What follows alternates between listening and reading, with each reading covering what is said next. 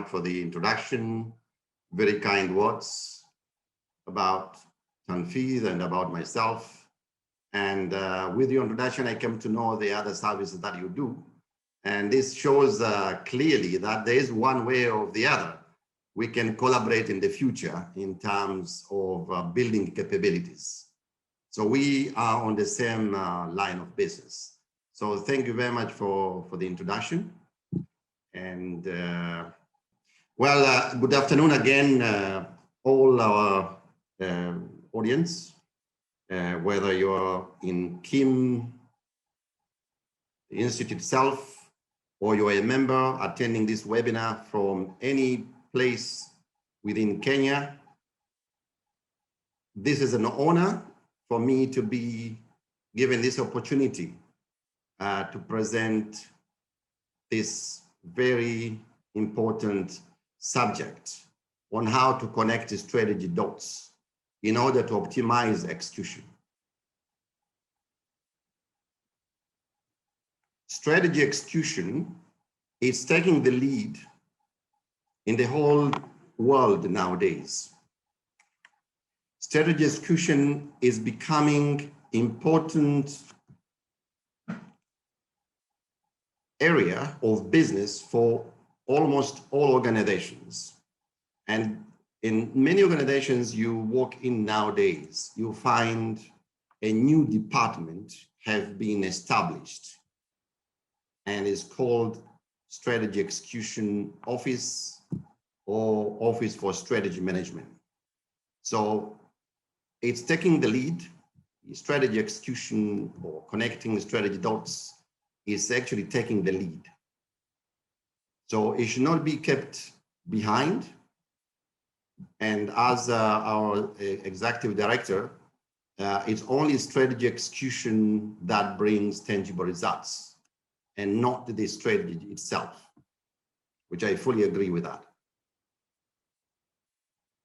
So if you may allow me to go on my presentations. This is another phrase that I need to share with you.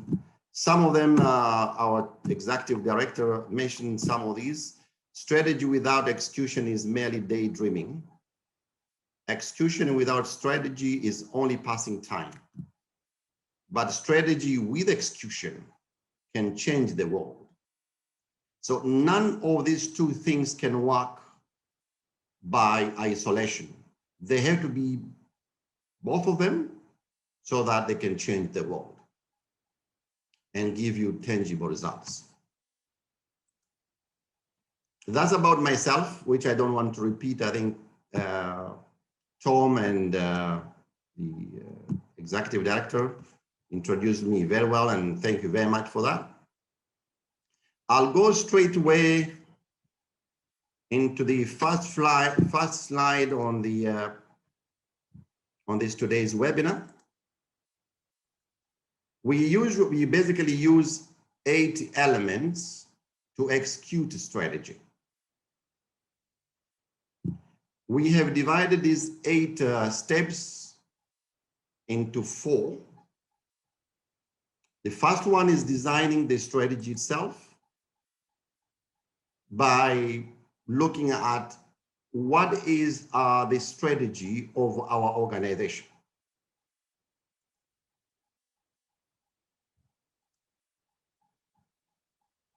So under design, there are 2 steps. The first step is strategy articulation. That's where we build a strategy, we define our mission and value, vision, mission, values. And step number 2 is the ability to translate corporate strategy into more actionable terms. What I mean here is defining the strategic objectives, setting up KPIs, setting up targets, and strategic projects or strategic initiatives.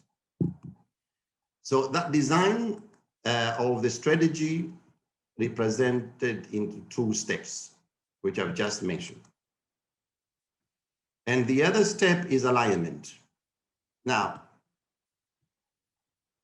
we know most of the organizations in the world they fail to execute strategy because they are inability to align the organization. So departments and processes and people work in isolation. And if that happens, then it becomes very difficult to execute a strategy. So alignment is becoming very important. And the alignment has two steps. Step number 3, organizational alignment, is the alignment to the corporate at the strategic level. So number 3 is development of the business unit strategies and alignment to the corporate strategy. Whereby item number 4, operational alignment, it's also very important that once the corporate has been aligned at the top, it's also important to cascade that strategy down to operation. And here we are talking about the processes and people and the budget as well. And the third component is execution itself. So what execution means here is basically execution of the strategy and operational plans developed through effective project and strategy execution management or framework. And as I said before, you will see, I don't know in Kenya, but this part of the world, it's becoming very normal nowadays that they establish new departments that they are responsible for looking at strategy and strategy execution. Here it comes to step number 6, which is basically the ability to monitor the strategy itself and improve through the strategic performance reporting and analysis. And finally, we believe without leadership, nothing can happen. We believe that the leadership can either be a barrier or can be enabler. So the leaders have a choice of becoming a showstopper, and therefore nothing happens, or be a supporter or enabler that enables the whole framework to work. So that's why we have step number 7 as a leadership. I will explain this more into other slides to explain what we really mean about this. And finally, step number 8, which is again very important. Culture drives the behavior needed to become a performance-driven organization which executes strategy on a daily basis. Peter Drucker says, culture, if it's not right, can eat strategy for breakfast. And that's very true. If the culture is not right in the organization, so no matter what type or how beautiful your strategy is, it can be eaten at the breakfast, at lunch, and at dinner. In the middle here, we have strategy execution office. So we have in the middle of the framework, strategy execution office. And I do emphasize this. I really emphasize this because this is becoming very important nowadays. As we speak, I'm helping here in Oman, one of the largest investment company here in Oman, to translate their strategy and execute them. Basically, we are building a balanced scorecard for them. So the first thing that I advise them to do is to establish a department, first of all, because without that, nothing, you cannot depend on HR, you cannot depend on finance, you cannot depend on anybody else to really coordinate the strategy execution without having people with the capability to help the organization to manage strategy and build the capabilities within the company. So we are doing very well. They have already recruited 2 or 3 people as of yesterday, and they are doing very well.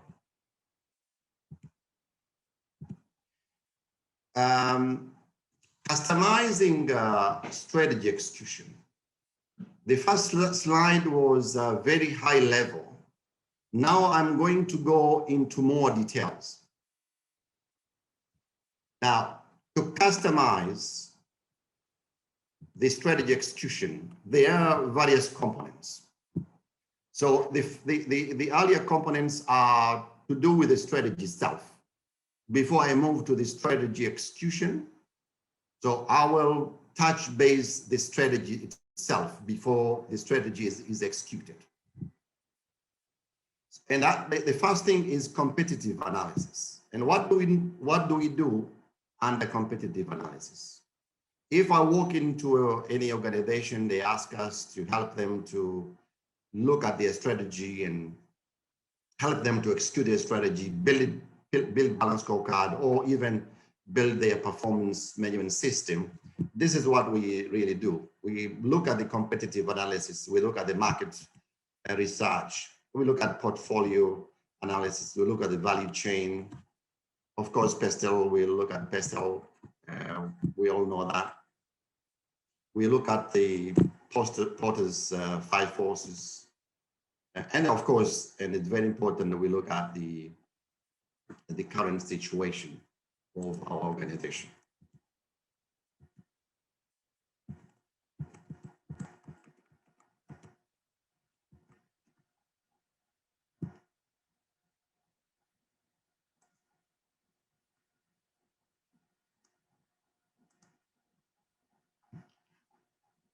And finally, under competitive analysis, we come up with a SWOT analysis.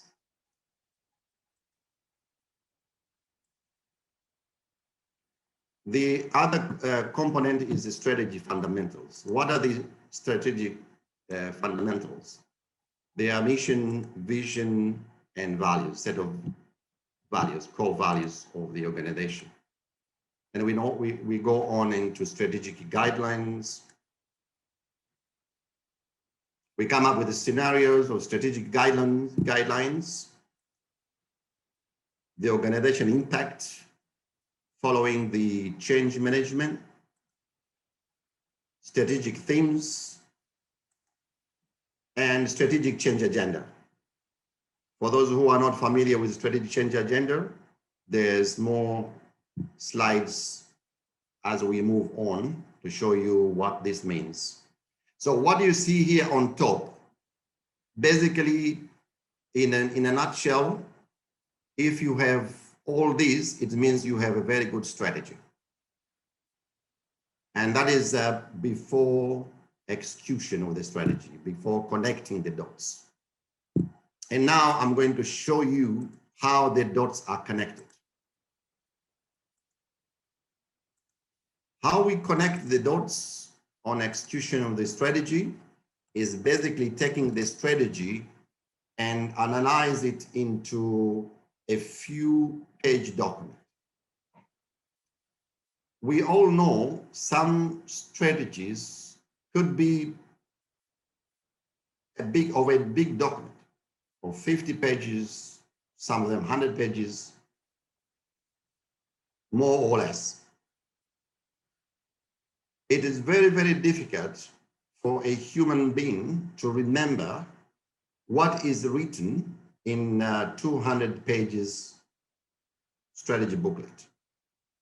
So what we do in translating the strategy and connecting the dots, we try to analyze the strategy itself and develop something we call it very, very powerful tool that is called strategy map.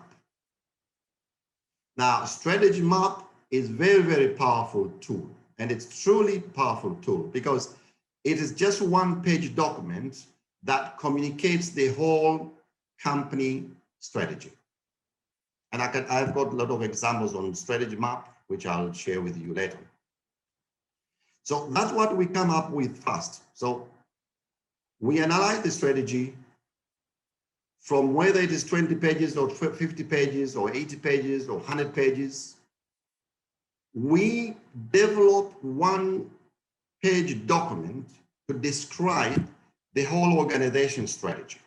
It becomes easy to understand and easy to communicate. And what else follows after that? Then we look at what could be those strategic objectives that could help the organization to actually achieve their vision, long-term vision. And we also look at the measures. What are the measures that we could measure as we move on that could help the organization to achieve our ultimate goal?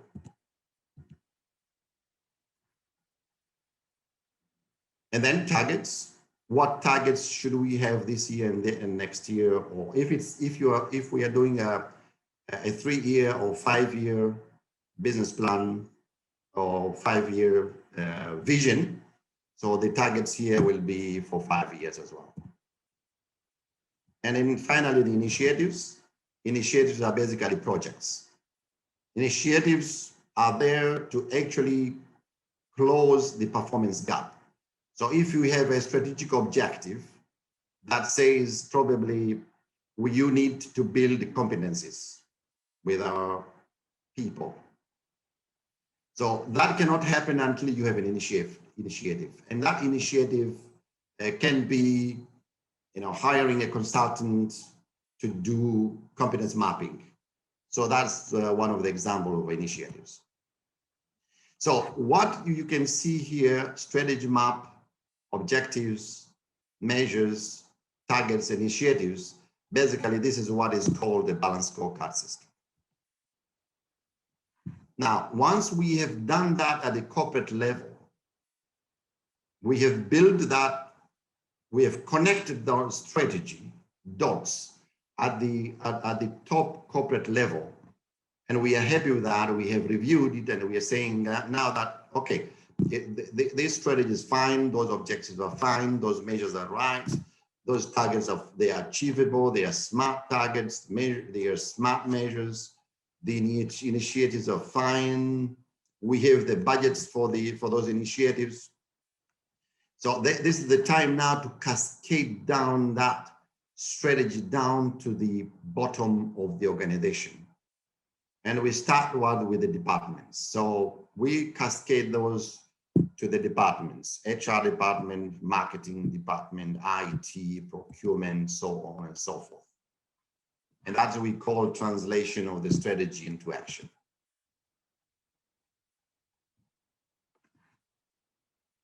Now, cascading strategy is not only cascading the objectives and measures, but it's also cascading and connecting the processes and planning and budgets as well. So we retouch the organization, we touch the budget.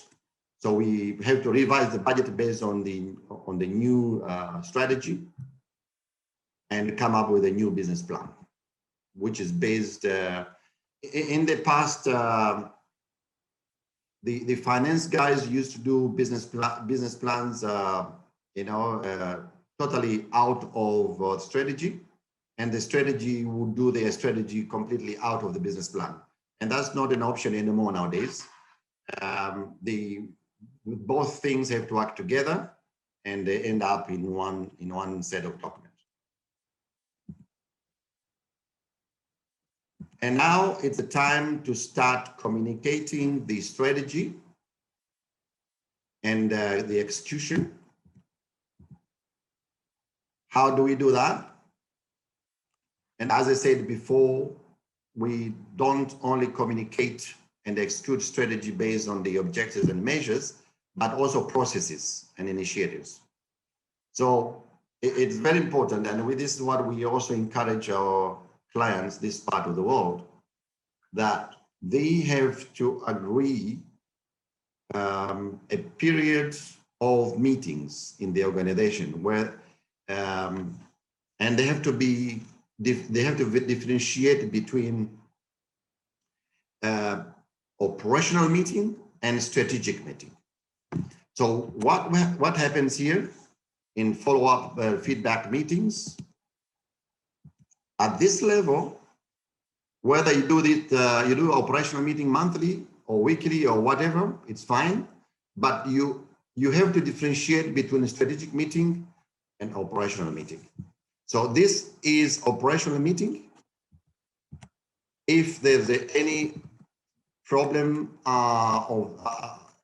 during this meeting that we are not meeting our targets or we are not meeting our KPIs, so there's an opportunity here of going back, as this arrow shows, you go back to the measures and KPIs and look at what went wrong there.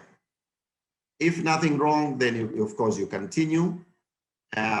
Basically, this part of the world, they do operational meeting every month, but the strategic meetings, they do once in 3 months. So again here, follow up with strategic issues. If there's any issue with a strategic execution, then you go back to your strategy map and objectives and look at them. Or where did we do anything wrong? Did we do any mistake in setting up the objectives? And if not, then you go on and finalize the loop. So decide the strategy revision and so on and so forth, and you end up again there. And if everything is fine, then I think here you've really connected these strategy dots. Now, this slide here represents some of the books that were written by Dr. Kaplan and Dr. Norton. And as I said to Tom a few days ago, I actually worked directly with a company that is owned by Dr. Kaplan, a company called the Palladium Group. So I'm quite familiar with these books. I can only tell you one thing here, and that's the reason why I decided to keep this slide is this. Before 1992, before the Balanced Scorecard was, before the Balanced Scorecard book was written, if you would walk into any CEO office or finance manager office or finance director office, the report that you'll find there will be only numbers, only financial numbers. There will not be any other measures. And that's why Dr. Kaplan and Dr. Norton, they went out around the world and asking leaders, what else do you think you'd like to see in terms of measurement? That's why Dr. Kaplan and Dr. Norton, they came up with the Balanced Scorecard book, the first one, which was written in 1992. The reason the Balanced Scorecard was created was the capability now of organization be able to measure more than one perspective, which is basically at that time was even now is financial perspective. But now with the Balanced Scorecard, you're able to measure other perspectives like customer perspectives, your internal processes, and learning and growth, which is basically enabler. So the Balanced Scorecard allows you to measure more perspectives rather than just one perspective. The other reason was that they felt, most leaders, they felt that measuring only financial numbers, they are tangible results. So the Balanced Scorecard gives you the ability now to measure untangible results, like the customer, the internal processes are intangible results. The Balanced Scorecard. Sorry? Somebody saying something? Yeah, Mr. Said, you can continue. Mr. Tiang, would encourage you please to use the chat box. Please use the chat box. I will be able to answer that question during Q&A. Thank you very much. Thank you very much, Tom. If anybody asks you what is strategy, what will be the answer? To me, strategy have got no one definition. Everyone has got his own definition of the strategy. However, here, Jan Rifkin, he is also a professor in Harvard. He says a strategy is the integrated set of choices that position farming and industry to earn superior returns over a long run.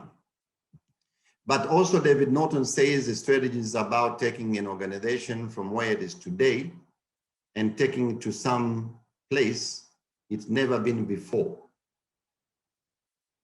And this is very, very important now. He says, he continued by saying, to do that, you have to execute change. And I like that very, very much because this is really true. To do that, you need to execute change. And executing change is not an easy thing. However, Michael Porter, the person, you can see him down there, he says strategy is about choices. It's choosing what not to do. Why he says that? Because a lot of leaders thought that the more choices they have, is the more or the better chances of successful they will be. He says no. The fewer objectives you have, the better chances of winning.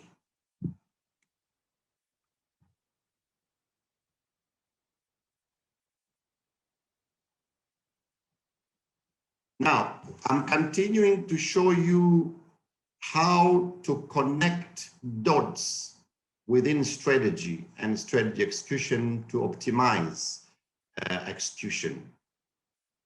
Now, this slide presents two things. One is the internal environment on the right-hand side and external environment on the left-hand side. Ladies and gentlemen, no matter how good your strategy is, but if your internal environment is weak, then the likelihood of you being successful is very small. So it's very important that we scan our internal environment. And what do we scan in internal environment? We look at our business processes. Are they bureaucratic? Do we need to improve them? We look at the financial resources. We look at management capabilities. Our own management team, are they really capable? Innovation capacity. Is the company innovative enough?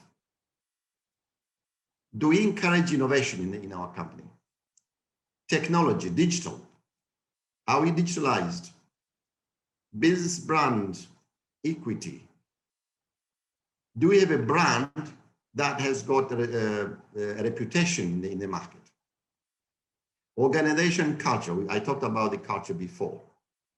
And of course, finally, human capital. Are we developing our people to be able to help us so that they can help us to achieve our ultimate goals?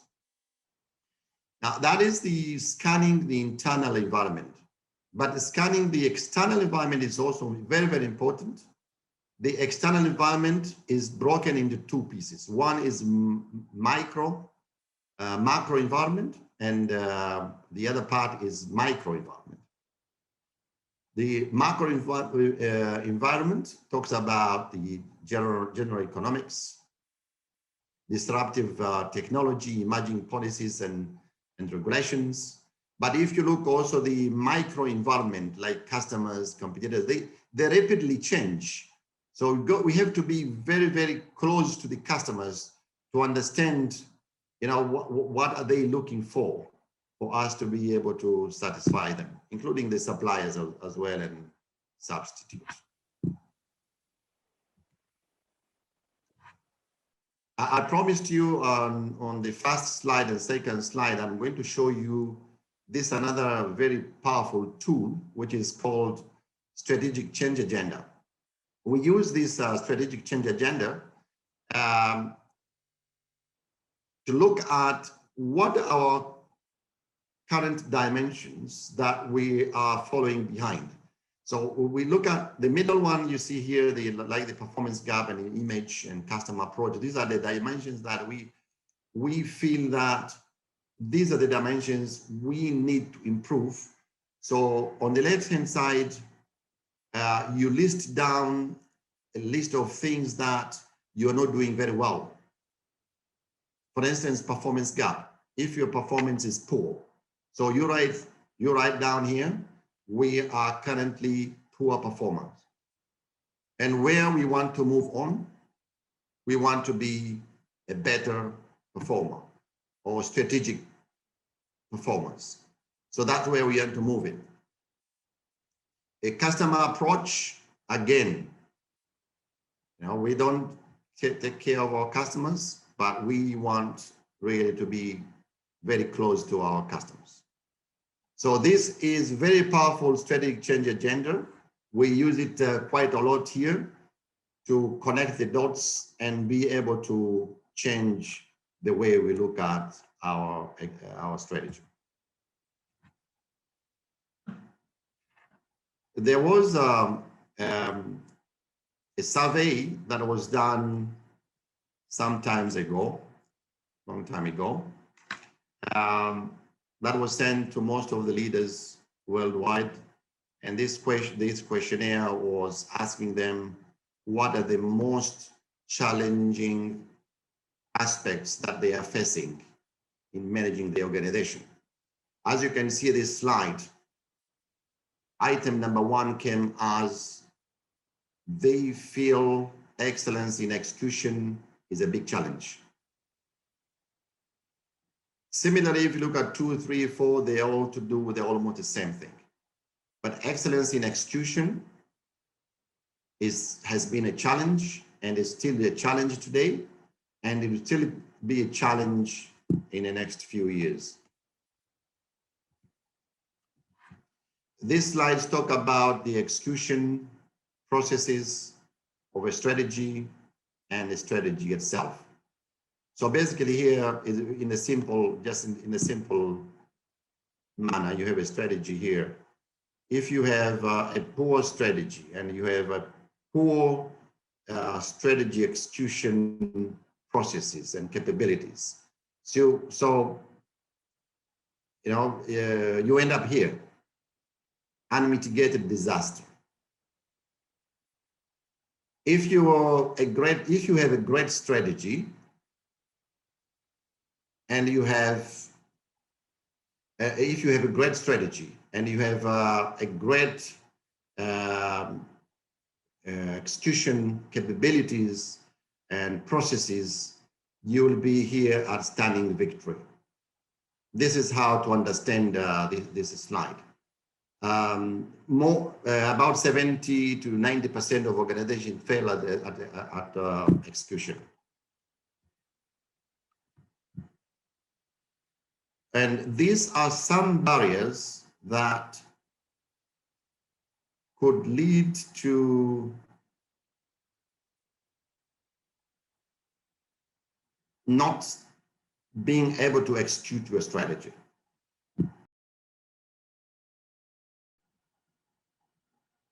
Tom, can I be heard? Sorry, Mr. Said, go ahead. You're asking a question? No, I was muted by somebody. Oh, sorry. Sorry, but we can hear you. We can also see your. Okay. All right. Thank you very much. Thank you. These are the barriers that could hinder the strategy execution. These are just some of them. If you have unclear vision and strategy, that could stop you from executing your strategy. If there's a lack of organizational alignment, we talked about alignment, how our alignment is important. disjointed planning and processes, inability to monitor, test, and adapt. So if you look at the unclear vision and strategy, we need to change, but there isn't strong sense of urgency or commitment. We don't really have a well-developed and current strategy. We have a strategy, we just can't explain it that easily. So I will not go through the whole thing because you have this, but the main thing here are the top heading of this slide. If you have unclear vision and strategy, then that could be a barrier for you to be able to execute your strategy. Of course, lack of organization alignment, disjointed planning and processes, inability to monitor, test, and adapt. That's why we have in our diagram, the first slide I showed you, step number 6 is to do with the monitoring and test and adapt. These are the soft barriers about the leadership and culture. As I said before, leader can be an enabler, but can also be a stopper. It all depends what he wants to achieve at the end of the day. So what we are saying here, I mean, if the leader is supportive of the strategy execution processes, then the one who leads by example, he is a good leader. He is visible. He engages staff and communicates the strategy to the staff, and also promote culture and try to make the whole organization follow the same guidelines. There's also survey data. The vision barrier, only 5% of the workforce understand the strategy. There's also a management barrier. 85% of executive teams spend less than 1 hour a month discussing strategy. There can also be a resource barrier. 60% of organizations do not link budgets to strategy. This is what I said before. Nowadays, the budgets and strategy have to be together. And there can also be people barrier. Only 25% of managers have incentives linked to overall strategy.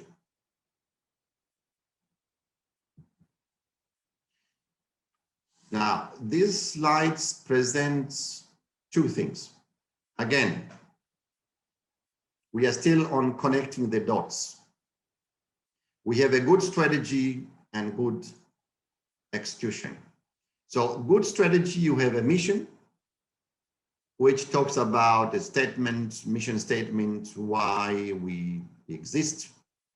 We also have core values, what is important to us. We also have a vision, what we want to be, by when. And finally, also, of course, we have a strategy, our plan, which give us directions, where we want to be in the next 5 years. And below good execution, we have a set of initiatives or projects, what we want to do. And we also have personal objectives, what I have to do. And in the end, we have strategic results. So what is missing here in the middle? There's something is missing in the middle. And what is missing here in the middle is these 2 very powerful tools.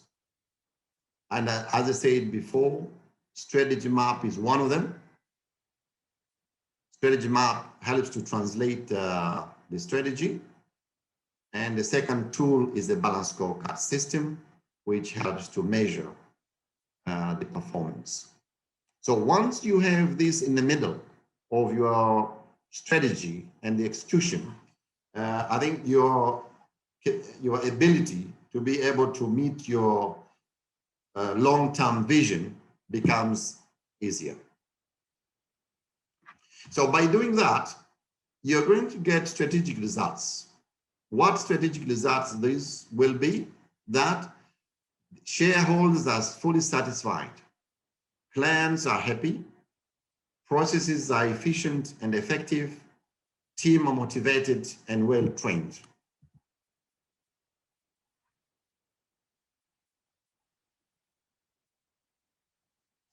As David Norton said, the strategy is about taking an organization where it is today, taking it to have some place it's never been before. To do that, you need to execute change.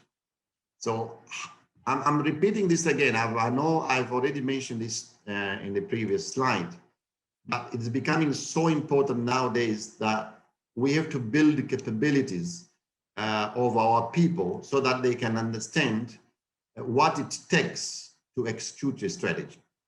So you have two things here to effectively execute a strategy and to manage it. First thing you need to do is describe the strategy itself. How do we describe a strategy? By having a strategy map,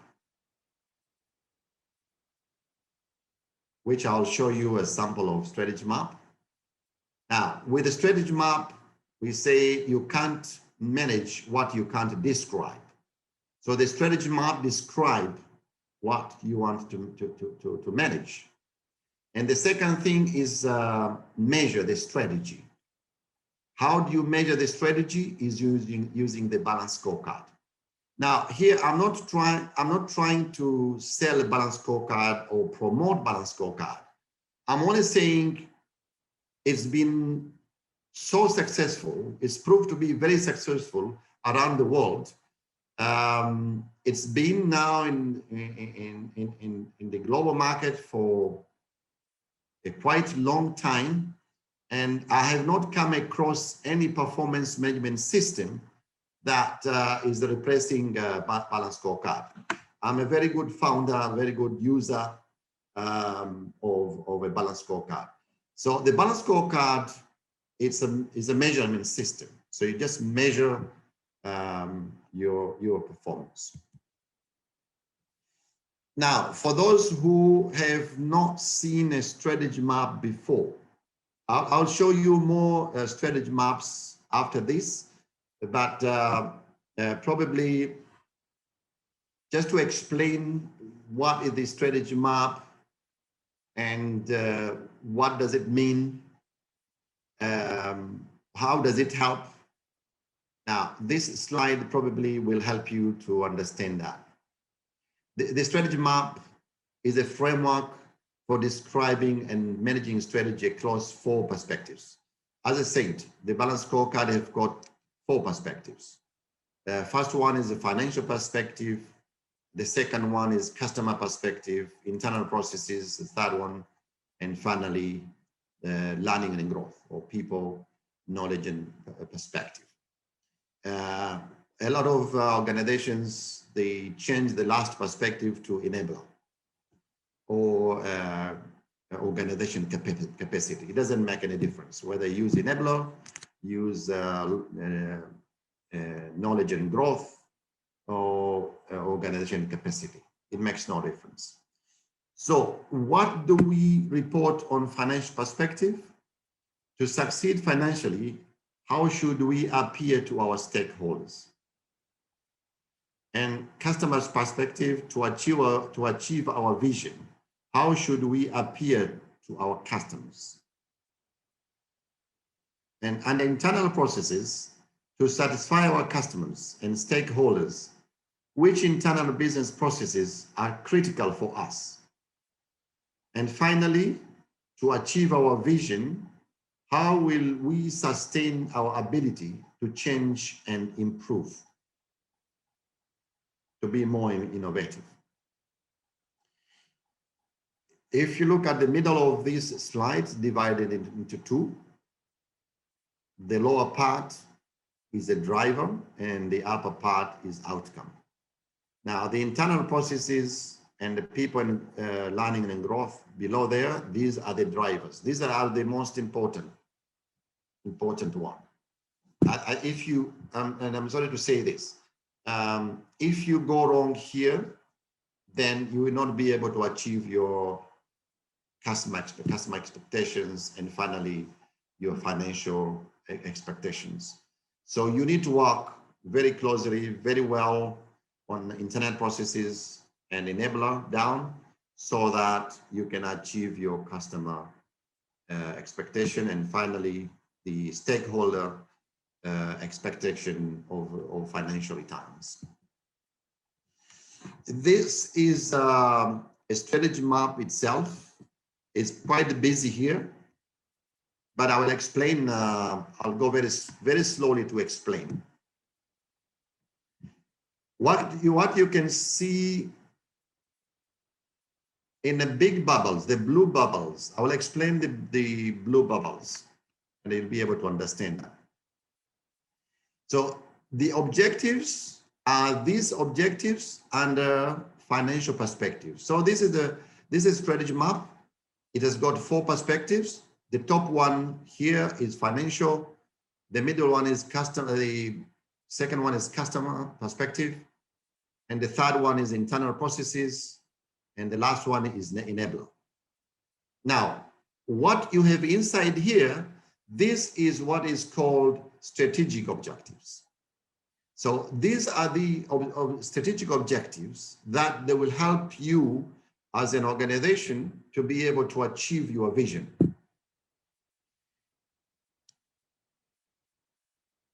The strategic themes are the bigger in terms of expectations. The objectives could be smaller strategic objectives, but strategic themes are the bigger and long term. For instance, here you can see here Excel in operations. That is the strategic themes. But under the strategic themes, you have the strategic objectives. So what this means? Well, it means that to achieve Excel in operations, you need to achieve reduce costs, and you have to also achieve in these objectives so that you can achieve the Excel in operations. The Excel in operations being a strategic theme.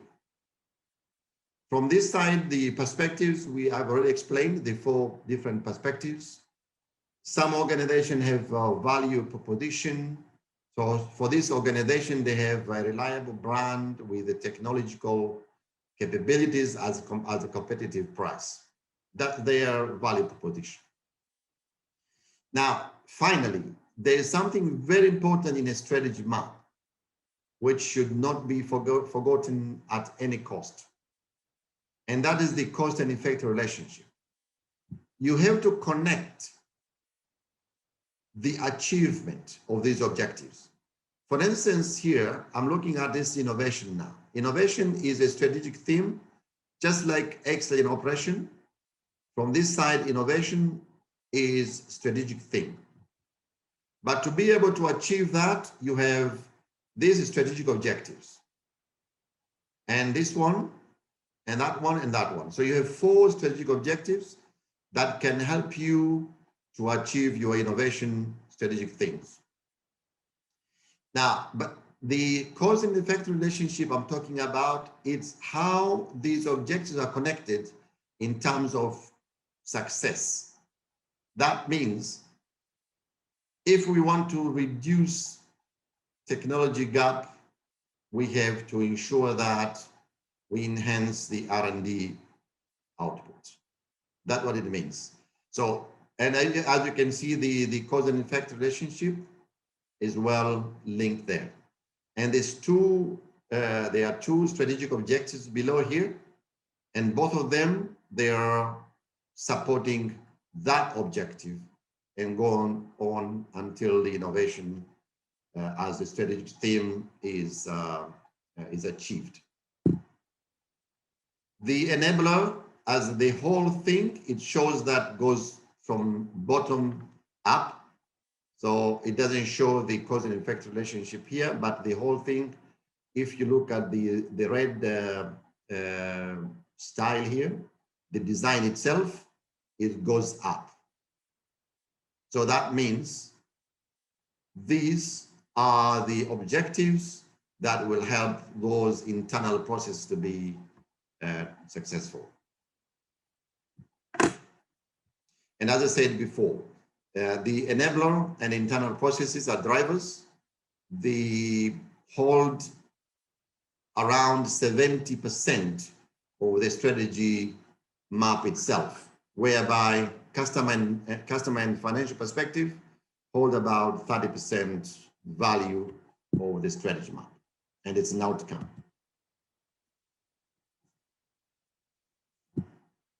Now, the balance scorecard perspectives again, just to show you the difference between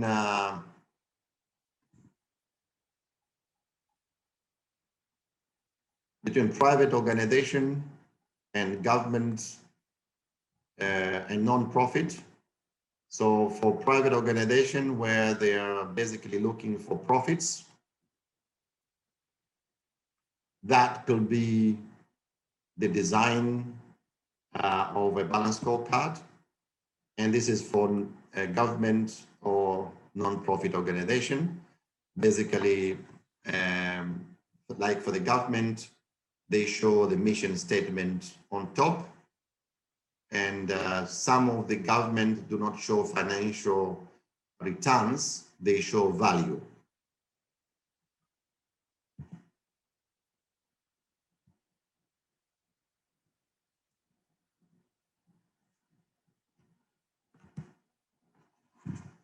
Managers have tried to plan, not to execute.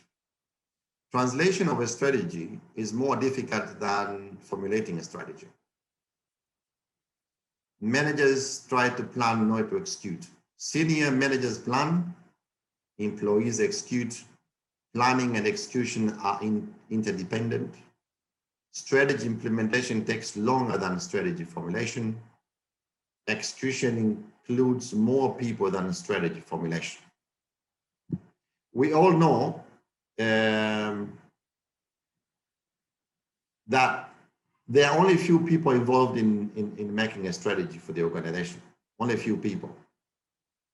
But to be honest with you, that's not a style anymore nowadays. More people are involved in formulating a strategy because the same people will be executing it. And even if you have not involved everyone in the beginning, but you have to communicate to them before you ask them to execute, so that they become part of it. They have a buy-in. Strategy implementation takes longer, yes. You can write a strategy in 2 weeks, 1 month, 2 months. But if your vision or your strategy is for 5 years or 10 years, so you'll be implementing that strategy for 5 years or 10 years. So strategy implementation takes longer. What is the balance scorecard? It's a framework that helps organizations to translate strategy into operational objectives that drive both behavior and performance. We can't manage what you can't measure.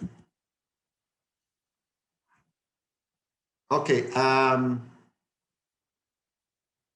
Tom mentioned to me that probably I need to explain more on this slide, and I will do that. The reason I decided to put this slide the way it is, this is the complete strategy execution toolkit. So what you have here on the left-hand side is a corporate strategy map, is a strategy map.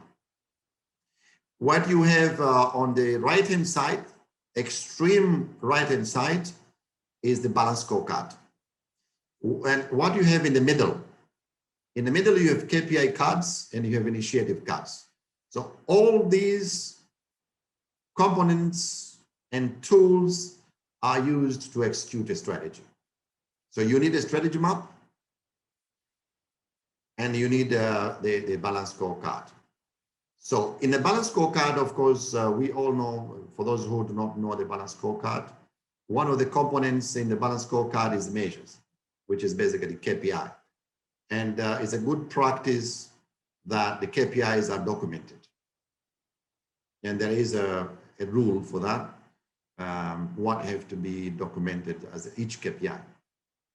For initiatives as well, there's a card for KPI for initiatives that you need to document each initiative. There's a slide to explain more. If that slide was not clear, I want to explain here. On the right, on the left-hand side, again, we have a strategy map in a very short form. This is for the budget airline, when the budget airline started business some years ago. A friend of mine who is Canadian, he is the one who have done this project, by the way, and I know him very well, and I know when he did it. This was for the budget airlines, the low-cost airlines. So, and this is the strategy map that you can see. So the low-cost airlines, they're looking at high profitability.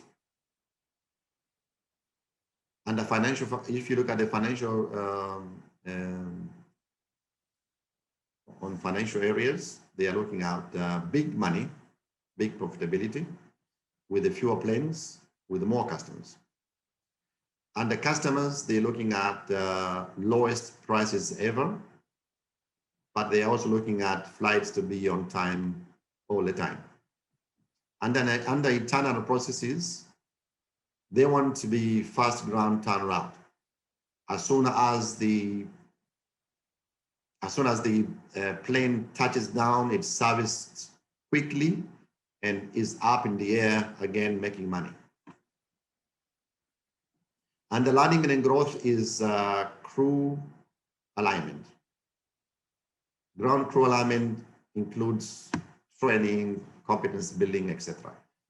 And as you can see in the previous slides, I said about the cause and effect relationship. So the fast ground turnaround cannot happen if the ground crew alignment is not done.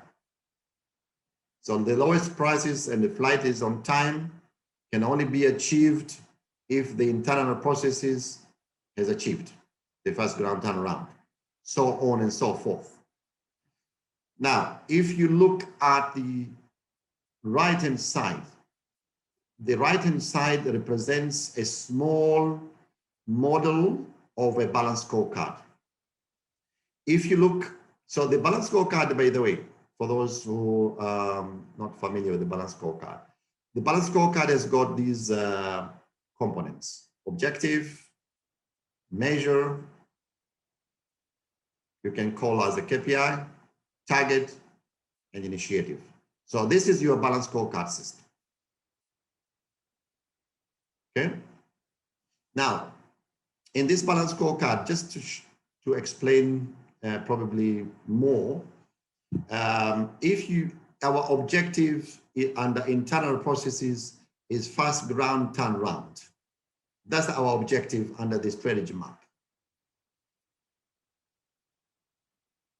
And here we are saying how we want to measure it. We want to measure on ground time, on budget, departure time. This is the KPI. On ground time, on time departure. This is how we want to measure. And what is the target? The target is 30 minutes. We want the plane to be on the ground only for 30 minutes. And we want to achieve 90% of that. And finally, initiative. What initiative or project should we have that can help us to achieve this? And we say we need cycle time optimization. So as you can see now here, this is a small model of a balanced scorecard, but it's a complete balanced scorecard. So basically, on these two slides, that one and that one explains two things. The two tools that we use to execute strategy. One is a strategy map, and the second one is the balanced scorecard.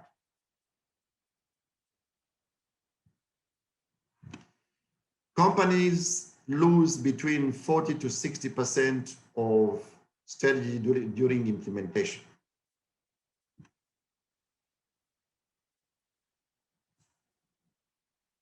Now, some organizations are not focused organizations. What is the value proposition? Which market segment should we strive for? How do we get ahead of our competitors? What are the principles that should drive our behavior? So focus is very important.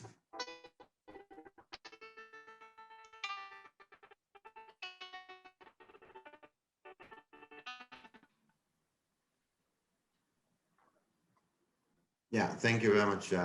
There was a sound that was coming, but it's gone now. Thank you. So there are four things here. One is focus. Second one is alignment, people, and execution. So alignment, we talked about alignment before. Without alignment, the execution becomes difficult.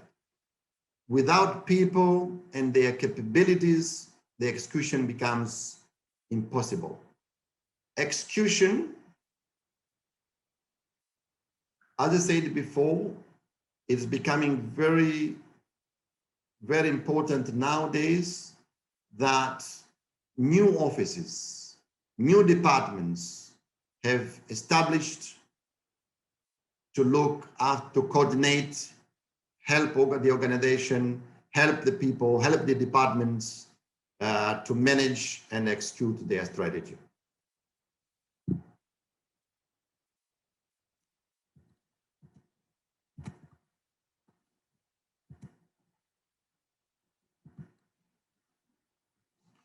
I am almost reaching the end of my presentation, but probably just to give you some more knowledge. I'm an HR professional myself. And I remember before I became an HR, I was on the same office, same job, but the department was not called HR. It was called admin at that time. I'm talking about 70s. There was no human resources department at that time. There was no department that was called human resources department. There was no department that was called IT.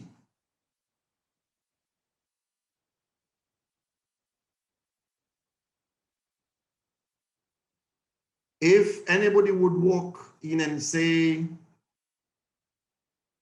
human resources is important, they will tell you, no.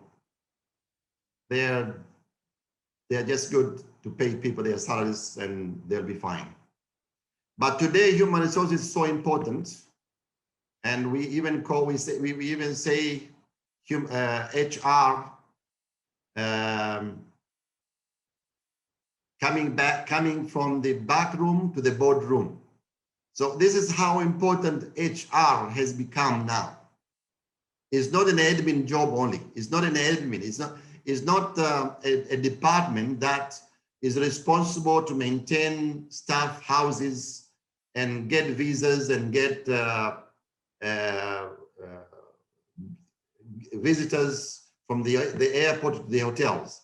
Human resources is becoming a business partner in the organization. It's a very, very important department. IT department at that time, nobody would respect the IT department. Today, the information technology is taking the lead. We are not able to work without IT. We, in fact, have IT in our hands. I don't think any one of you who are listening to me today, you don't have that in your hand. And some of you may have even two. So that's how important IT it is. Now, I'm driving this discussion to strategy execution. The strategy execution is taking the lead, is becoming so important. Now organizations are actually establishing new departments, recruiting new people to work in the department. They are building capabilities. They are training them to become strategy execution experts. And I'm personally doing that. I mentor some youngsters here in Oman who have established strategy execution departments, and I'm mentoring them. So we're building capabilities. It's not only good enough to have the department and have no capabilities to support that department. So these two things go hand in hand. So you establish a department, yes, but you need to build capabilities as well so that they can help the whole organization to execute and make the strategy happen. For that, I think I will end my presentation. Thank you very much to Kenya Institute of Management, especially Tom, Lynn, and our executive director, and everyone else who I've forgotten the name. I like to thank you very much. Wow, thank you very much, Mr. Said, for such a powerful presentation that we really enjoyed. I think you've taken us through the strategy execution, roadmap, and of course, in terms of helping us just to understand how do we connect the dots between the strategic plan and the execution itself. I like the way you brought the BAC taxonomy. Thank you very much. And Mr. Said, we'll just allow you to grab a glass of water, please. Then we come back for Q&A. We have quite a number of questions. I know some of them you have addressed in your presentation. Thank you very much. But I'll just kind of share with you some two or so, which we have received from our members. So please grab a glass of water or a cup of coffee. We really need you back, and that was a powerful, powerful presentation. Dear members, thank you so much for staying tuned. We still have a session of Q&A. Just before we bring back Mr. Said, just to let you know that we also have other upcoming programs, just like what our CEO shared with you. We have our trainings up and running, different parts of the country. Even next week, we have 4 programs that are scheduled. We have strategic management for supervisors and managers. We have electronic records management. We also have the third one there, organizational health and safety training. And most importantly, we have emotional intelligence for supervisors and line managers. All these 4 trainings will be happening in Mombasa. Registration is still open, so please, you can still register today or tomorrow, all the way up to Saturday, so that you can be part of these programs. The fee is only 80,000 shillings. So please, this is part of capacity building. We encourage you, if you have time, please invest in this so that you can also develop yourself as we also do all these initiatives to ensure that you are a better professional. So thank you very much. So back to you. Can see Mr. Said, maybe he's gone for a glass of water, but we want to thank you so much. Of course, besides the trainings that we have talked about, we also have other programs in consultancy, the strategy formulation and execution that we just shared with you. This is an area that we do as KIM very well. So if your organization is struggling, let you not be part of that statistics where we are talking of 90% of organizations are struggling to implement their strategic plans. Come to us as KIM, we'll be able to help you do that. And of course, with our global partnerships, just like we're able to bring on board Mr. Said from Oman. We also have partners from Singapore, Malaysia. We'll be able to support you in this course, and we have the capability to just ensure that you stay on course as far as strategy execution is concerned. So we really appreciate that. And of course, as our CEO shared about Koya, The registration is also still open. Check the chat box. We can get the details there. And if need be, please reach out to us. We'll be able to tell you how you can get your organization through this important process of business excellence. Thank you very much. Mr. Said, if you're back.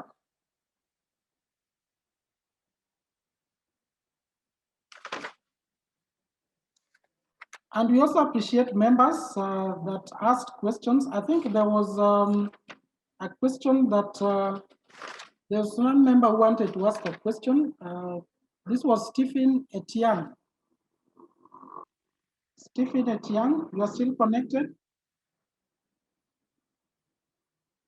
As we wait for Mr. Said to come back, I don't know whether you have your question ready. We can give you a moment to ask it because I've not seen it on the chat box. Okay. So Mr. Said has shared with us quite a lot of important insights. In fact, some of the questions that we got earlier on, where members were wondering how do they connect the dots between the plan and execution, we have gotten quite a lot of insights. We have seen that you need balanced scorecard, right, to get this done. You also need strategy maps, and the way he has shared how you can break that down, very, very important so that you get to customize this whole process to your organization.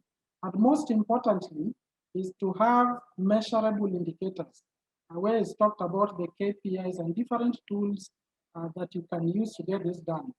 As we wait for him to come back, these are things that are really, really helpful in terms of helping us move to the next level. Thank you, Mr. Said, for coming back. I hope you are ready for the questions that we have received.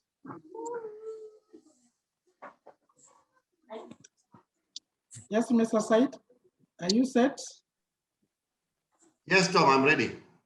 Thank you very much. Thank you very much. Now, there are quite a number of questions. Let me just first take, let me handle the first two. Let me just share with you the first two questions that we got from our audience. The first one is from Mr. Murithi Ndegwa, the CEO. And remember one thing that you said, you know, culture eats strategy for breakfast. And of course, you must pay attention to the cultural fabric of the organization.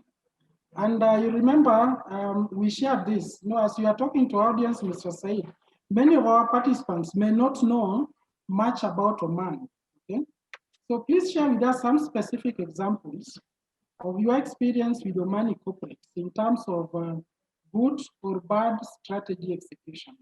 Because every country has its own cultural setup.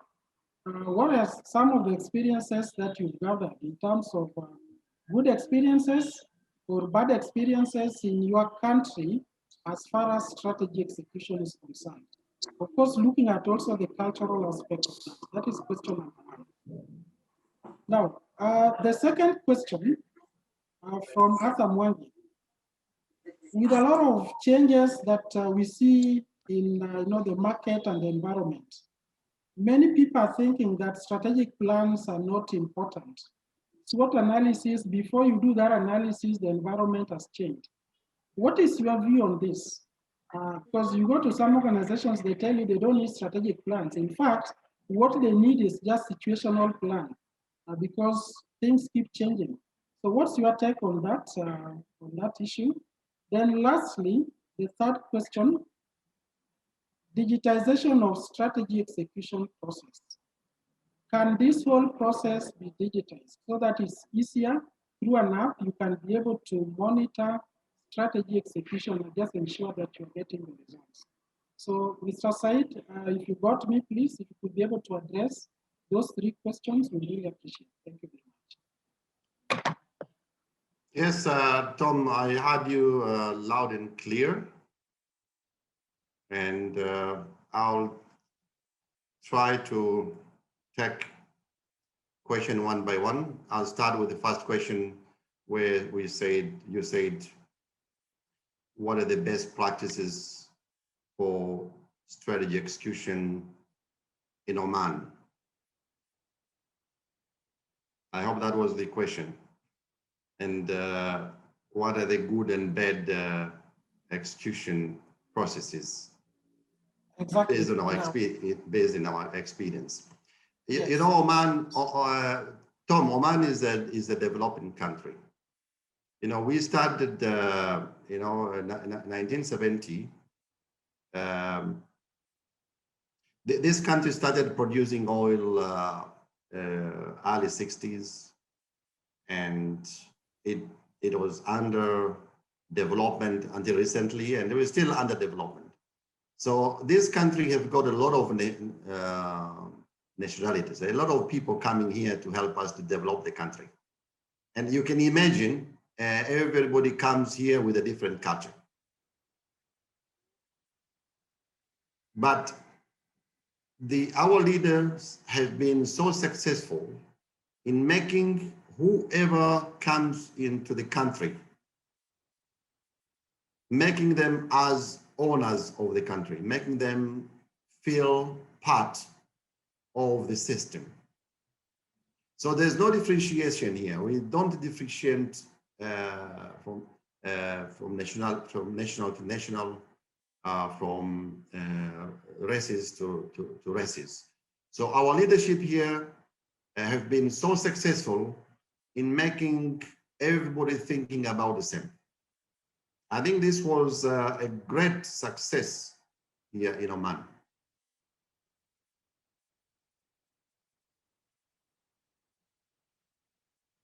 So for instance, Tom, for organizations I've worked for, I worked for a very, very large organization, very huge organizations with, I remember at one point of time, we had 30 different nationalities. But there was no discrimination. You know, we were meeting together in at work. We were together at recreation clubs. We were together at football pitches. For those who follow certain faiths, we are together in either mosques or they are together in a different faith houses. But at the, you know, when we are all back, then we are all back with the same mind. So Tom, you've asked a very good question, and I really praise our leadership here, because one thing that they don't want to see is to differentiate between people. So that has been so successful in making things work in our way. The second question, Tom, if you can remind me again.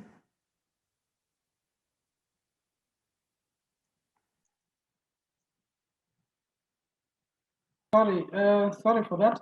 Now, the second question was from Arthur Mwangi, was asking, is strategic planning still relevant in our dynamic environment? Before you realize what you had planned, the environment has changed. Sometimes people talk about situational planning rather than talking of 5-year plan. What is your take on that? Okay, and the third question was that? The third question was about digitalizing the whole process. Okay, yeah. Of strategy execution. Are there tools or the software? Kind of, yes. So yeah, there is, yeah.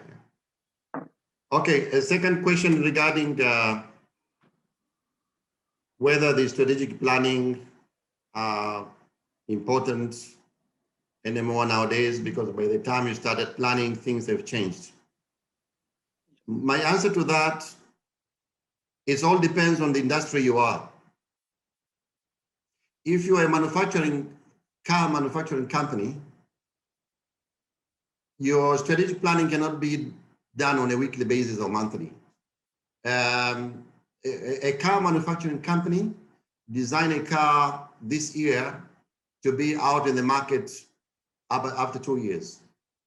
So their strategic planning works very well, and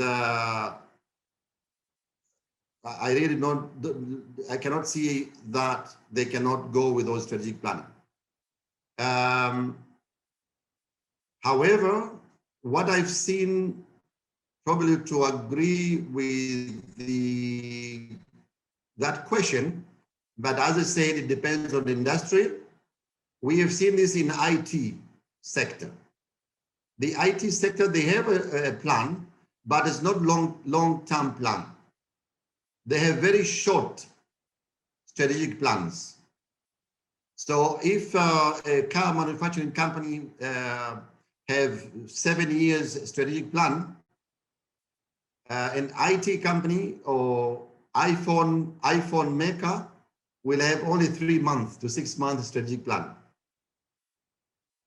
So Samsung and iPhone, they are not like a car manufacturing company. Their strategic plans are different.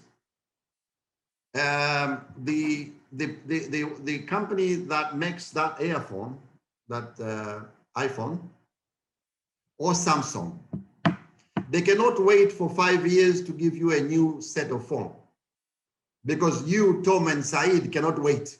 We need new technology in our hand. So they are very fast. But the car manufacturing and the steel industries, they still have strategic planning because they need it. But there are some industries like IT, they are fast moving, and therefore their strategic planning are shorter.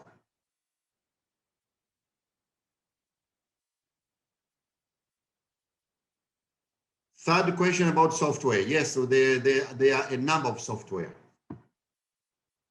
Maybe in the next discussion we can show you some software that we have used. There's a software that it takes the whole of the strategy execution framework from your strategy, your vision, mission, the set of values, your strategic fundamentals, your guidelines, pastel, sort, everything to do with strategy will be there. And also the strategy map with the strategic objectives, the balanced KPIs, you can track your KPIs, track the performance of the organization, and with the location of ownership as well, or who is responsible, the accountability, the whole thing.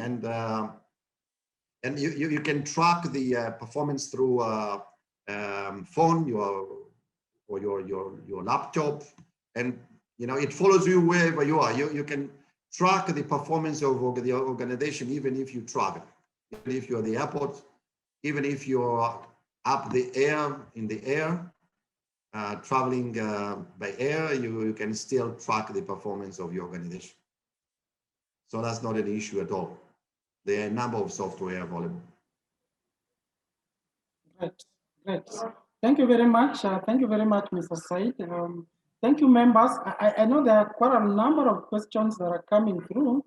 Some of them have been addressed in the presentation, but what we do, members, will endeavor to get those questions, share them with Mr. Said so that he can answer them, because time may not be on our side for now. And of course, once those questions are addressed, we'll be able to share the answers with you. So thank you so much. We've really learned a lot. I therefore want to take it back to our CEO, Mr. Murithi Ndegwa, for his closing remarks. Thank you. Thank you very much, Tom, and to Mr. Said Saif, thank you so very much. We really do greatly appreciate the time you've taken to take us through this discourse.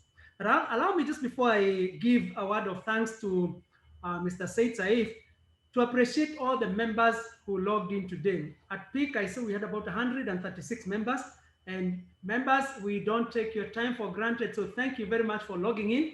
And thank you also for those who are logging in today for the first time. I noticed quite a few. We may not be able to mention all of you by name. We also want to appreciate those who logged in early. Like we said, we always start 3 on the dot, and there are those who had logged in as early as 2:30 p.m. There are also those who have stayed on until the end. I think as of now, I can see more than 100. And to all of you, I want to say thank you very much. We always say, if a great presentation is made and there are no questions, then there's a problem. But in this case, the questions were so many. Some we received in advance and some were coming in on the chat. And to all of you who raised questions, we want to say thank you very much. for the questions that you raised, because that also encourages the speaker to expound on the issues that maybe he may not have covered. We like to request all our members, please feel free, suggest any topical areas that you'd want us to cover so that we can also diversify our discussions during this webinar. So if there's any particular topic that you'd want us to cover, feel free and do let us know, and we'll source for the speakers, whether locally or internationally, so that we can give great discourse. We cannot take for granted also the fact that we've gotten a lot of support from our governing council. And at this point in time, I particularly want to appreciate Professor Michieka, who's been with us and is also the chair of the Governing Council Membership Development Committee. And he's religiously been attending our webinars. So Professor Michieka, thank you very much for the support. At one time, I also saw the chairman of the Governing Council of Management University of Africa, which is sponsored by KIM, Dr. Odundo. Thank you very much for coming on board. To Tom and your entire team, thank you very much for the support you keep giving the Institute, and also for the extra mile that you go to ensure that we get the right speakers, the right topics, and ensuring that we get these webinars running every 2 weeks without fail. Last but not least, our speaker, Mr. Said Saif. Let me just mention a few things that people have said on the chat. There are those who've said very informative. The others have said he's an informative strategist. Others have said awesome presentation. Some have said excellent presentation. Some have said very powerful and insightful presentation. Others have said good presentation. Others have said well articulated BSc. Others have said very, very powerful and informative. And there's one who said, what a nice presentation. I have learned so much. And others have said excellent and detailed presentation. Although there's one person who said that perhaps it would have needed 2 days to give a proper discourse. I think it's because the content was quite heavy. And then finally, others said inspiring and very powerful presentation. On behalf of the management team of the Kenya Institute of Management, Mr. Said Saif, we want to say thank you very, very much to you for that excellent discourse, very informative presentation. There are certainly a lot of questions that have come through. We will endeavor to post the questions to you, and we really would request you that you answer the questions and then you can share them with the members. Likewise, also there is a possibility that another topic may come where your area of expertise comes in. And if that does happen, please allow us to come back to you so that we can give you another opportunity to talk to our members. But from Kenya Institute of Management, we want to say thank you very much for that excellent discourse. We really, really do appreciate. And also we do appreciate the fact that you are presenting for the first time from Oman, a country that many people in the audience may not have known about. So have a blessed evening and thank you very much, and God bless you all and have a good night. Thank you and bye for now. Thank you very much, Murithi. Thank you very much, Tom. Thank you, Lynn. Thank you very much, everyone at KIM. Many thanks, much appreciated. Thank you and bye for now. Bye.